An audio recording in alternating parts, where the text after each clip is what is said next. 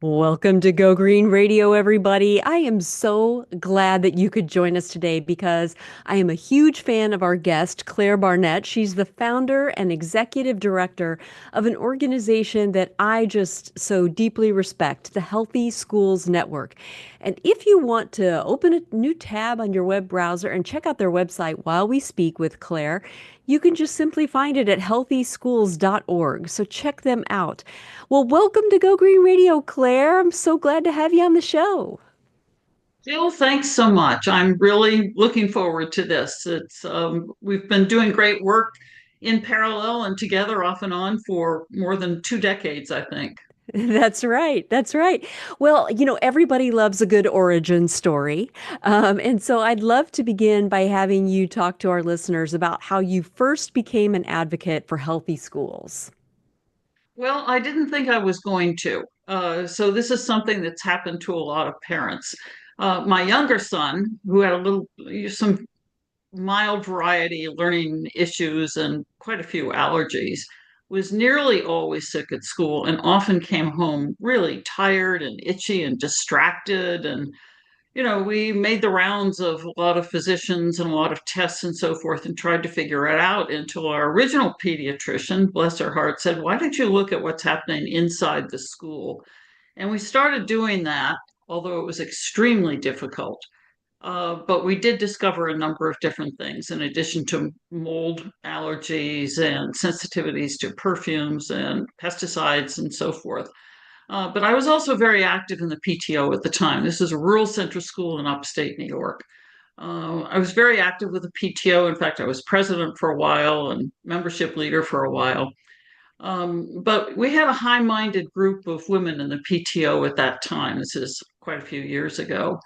And we organized a statement to send to the State Board of Regents because they were having a public hearing. And so we took a statement with associated reference materials to the Board of Regents and said, "You really have to do something about school environments." It got a lot longer than that. It was a long presentation. But they actually picked it up and did something about it. The Regents convened an advisory committee on school environments. It was the first one in the country. And it led to really a template form of how a state might organize itself to look at the physical environment of buildings and grounds. That's not the end of the story, though, because when the report came out, there were everybody on the advisory committee smiled and nodded at each other and said, "Oh, this is a great idea, wonderful, wonderful." And I thought, "Oh my gosh, it's done. We're going to do this, right?" Well, it Hmm turned out to be a fabulous shelf study. So, for all the people who came to the public hearings and talked about sick building syndrome and other kinds of issues, we pulled them together. And our first organizational meeting actually was 30 years ago in January. So, the organization is officially 30 years old this month. Congratulations. Claire, I can't help but smile. I wish we could see each other over the radio waves, but your origin story is almost exactly the same as mine, except I was PTA president versus Mm-hmm. PTO, and it was my youngest child and health issues that we had never seen in our family. Same thing, same Mm-hmm. kind of things that we found in our school environment, and it's amazing how I never saw myself doing this either. And I'm a former naval officer. I had other plans, but it's amazing how compelling this can be when you realize it's not affecting just your child, but millions of children. And so that's really cool. Now, talk to us about your initial advocacy and how that actually led to the formation of the Healthy Schools Network as an organization. As I said, it looked a lot like a shelf study. So the organizations, really 20 or 30 statewide organizations and local groups, I convened them, put them together. Our first organizational meeting was January 11th of 1995 in the conference room of New York State United Teachers. I'm sorry I don't have a picture of it. I put it up online if I could, but at that point Uh-huh. in time, we weren't concerned about pictures. And the first thing there was ready agreement. We're going to call ourselves the New York Healthy Schools Network. Everybody agreed to serve on a coalition advisory board, if you will, a committee. We weren't incorporated. And the next thing that happened was the governor at the time pink slipped everybody who had been working on school building facilities in the Wow. state department. So organizationally, everybody put the governor's phones into meltdown. And the next year, the governor had changed his mind. And in 1996, we got school indoor air into a statewide school environmental quality bond act. So that was the first win. Really is getting, Hmm. restoring staff positions, number one, and number two, getting more money into school building facilities. That money was actually in the statewide bond act was actually used primarily to remove old coal-fired boilers from New York City and Buffalo schools. Wow. There was a small effort that was doing that, but we just sort of we didn't spend all the money got spent on it, but certainly it was a very expensive proposition. And there was enough in the Bond Act to sort of put it over the top. So we've been a Hmm. fan of bond acts and schools for a long time, and we've always supported funding for schools when funding is necessary. But in terms of parent help, one of the first things we did is to create a user-friendly parent guide to school indoor air quality. The reason for doing that was at the same time the regents were doing their work on school environments and indoor air and a number of other issues. US EPA had come up with the indoor air quality tools for schools kit. Hmm. And reading that, it was really fabulous. It was a wonderful toolkit. It had everything in it except what parents could do. Yeah. Yep. It had a tab for board members. It was a big accordion pleated file. So it had a tab for board members. It had a tab for superintendents. It had a tab for teachers and support staff. It had a tab for school facility workers. There was just nothing that parents could do, but children were vulnerable. They were at that time. That was well established at that time, many years ago. Um, but there was no recognition of it at Hmm. EPA at that time.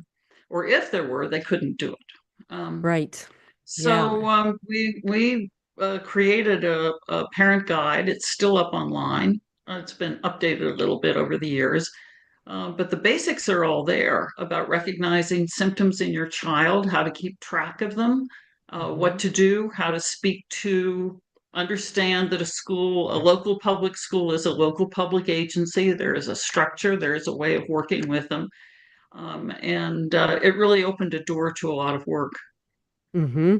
No, that's fantastic. And I love that resource on your website. There's so many, and we're going to talk about those in a little bit. But I want to give you a chance to explain the three core areas that Healthy Schools Network works on. So let's start with environmental public health services for children at risk or with suspected exposures at schools. Give us some examples of the public health services you advocate for, and talk to us how to identify children at risk.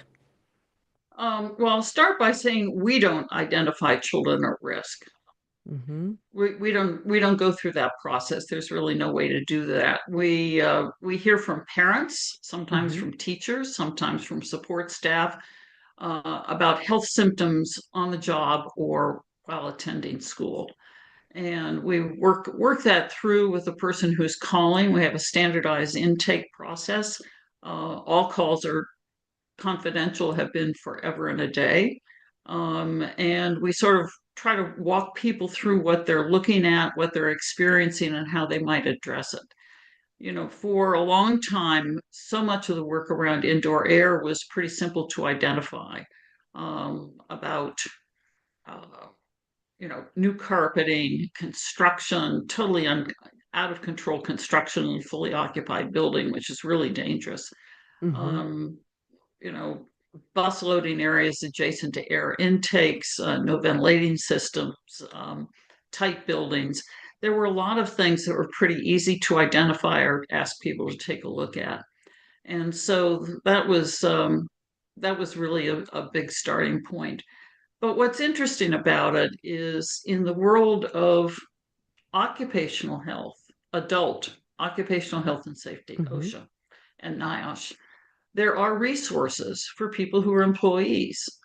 OSHA applies to all private employers, and can be applied to public sector workers if a state has a state adopted OSHA plan. Currently, about half, maybe a little over half the states have state adopted OSHA plans that cover school employees. And that represents an occupational health service for things like indoor air or chemical spills and chemical management and worker right to know. And I'm thinking children outnumber adults by 8 or 9 to 1. They're more vulnerable. Mm-hmm. They breathe more air per pound of body weight. They have no recourse. Why is this? Right, right. And so that's been a long call to action. We've had a lot of opposition to that. We don't have any state that currently provides any on-site services for children. Mm. And that we doubled down on that after 9/11, and after the attacks on the World Trade Center site, and the reoccupancy of schools. And this applies to not only children's environmental health, but also disasters. Um, we commissioned a special report from a journalist. I used to work for the Wall Street Journal and was professor of journalism at Baruch College. We commissioned a report to look at the process of evacuation of the 7 schools in the impact zone of Ground Zero and the reoccupancy and what some of the issues were. We also did a backpack survey with parents asking if their schools could have done anything differently or better or whatever, and if Mm-hmm. their children were having any health symptoms. So the upshot of that was a peer-reviewed documentary report, which we have up online, that was presented at a U.S. Senate hearing in 2002, co-published with the American Public Health Association. And what we found is there were not, and there still are not, any federal, state, or city agencies that step in when children are in harm's way when they are at school or another congregate setting. Mm. Um, on the other hand, adults can benefit from that service.